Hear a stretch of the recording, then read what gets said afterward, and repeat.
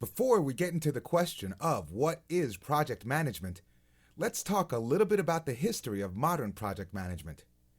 In this lesson, we'll discuss the history of project management in order to define and understand and answer the question, what is project management? As a discipline, project management was developed over years from several different fields, including civil construction, engineering, and national defense activities. Back in the 1860s, the U.S. government decided to take on its first really big project when they decided to build the Transcontinental Railroad.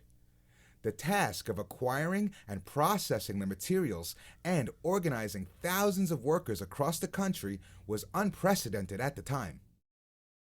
Back in those good old days, the only way to increase productivity was to demand that workers work harder and longer.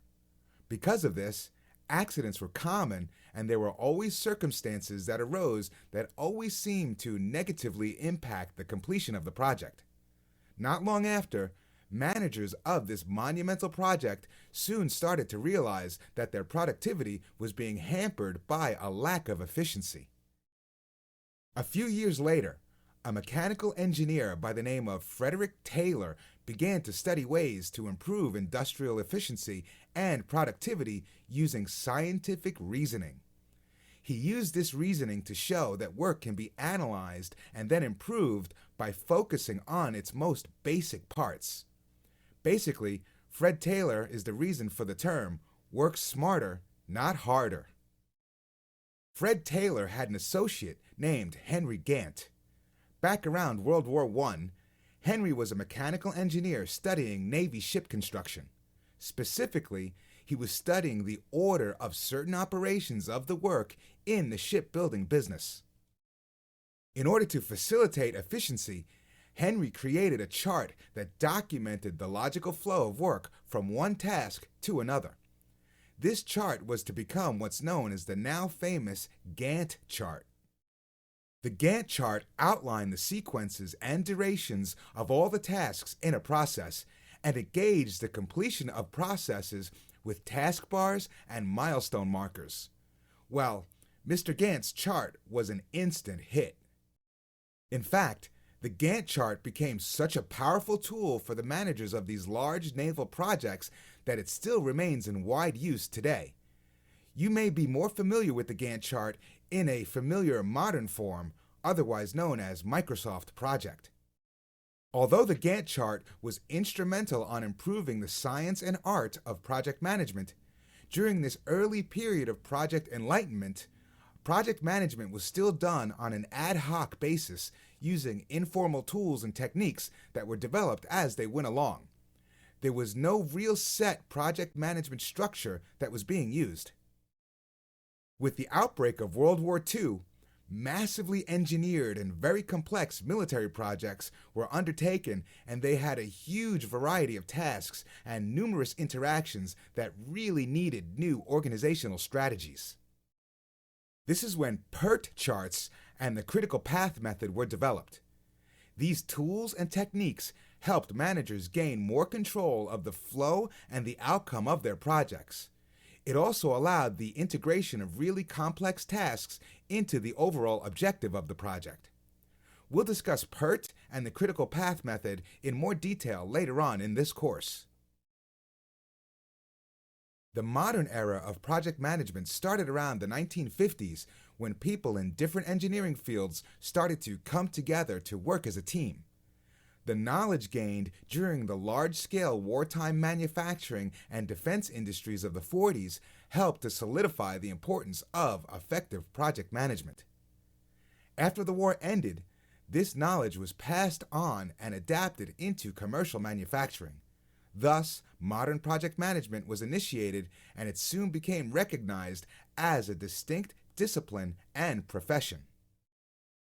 In 1969, the Project Management Institute was formed in the United States, and they became the world's largest not-for-profit membership association for the project management profession.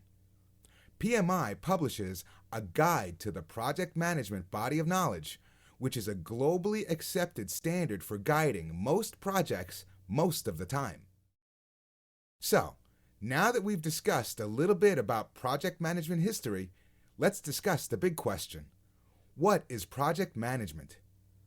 Project management is all about bringing together the different components of a project to accomplish a specific objective. It uses the disciplines of initiating, planning, executing, monitoring and controlling, and closing resources to achieve specific goals. All organizations, large or small, will undertake projects at some time to improve an operation, meet a requirement, or to fulfill a need. The challenge of project management is to achieve all of the project's objectives while staying within its defined constraints. The primary constraints that a project is usually governed by are the time it takes to complete the project, the cost of the project, and staying within the scope of the project. These are called the triple constraints, and we'll get into more detail about each of them later on during this course. Since we now understand that a project isn't part of your everyday business operations, it's important to plan a project properly and to accurately estimate the key resources that will be needed to complete a project early on during the project management processes. Sometimes a new project manager may be tempted to jump right in and get started on a project right away.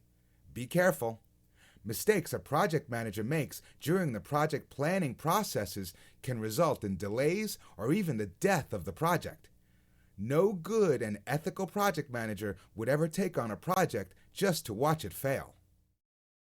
Following the steps, guidelines, and standards of proper project management is essential if a project manager's goal is to complete a successful project. The project management process is composed of 5 phases that run horizontally across the project management process matrix.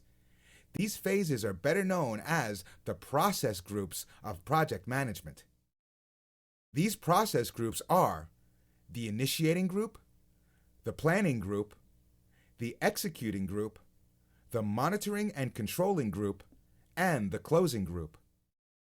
Project management also consists of 10 steps that are logically sequenced vertically in the project management process matrix.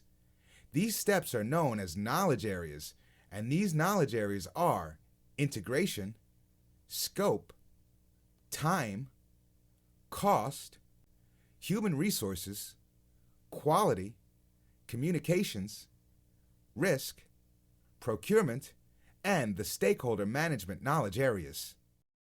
Within the framework of the project management matrix, there are 47 distinct processes that a project manager will use to guide and complete a project. Now, I know this sounds like a lot, and I'm not going to lie to you, it is.